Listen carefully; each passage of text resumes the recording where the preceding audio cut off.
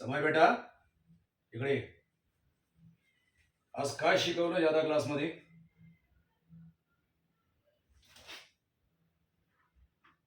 आणि चड्डी कुठे आहे तुझी?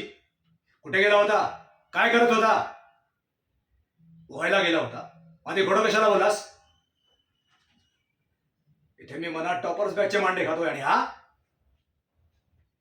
फोन कुठे आहे? याचा फोन कुठे आहे?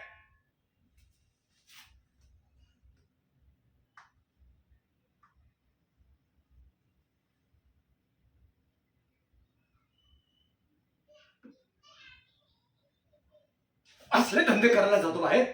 कोणी शिकवलंय तुला? कोणी शिकवलं?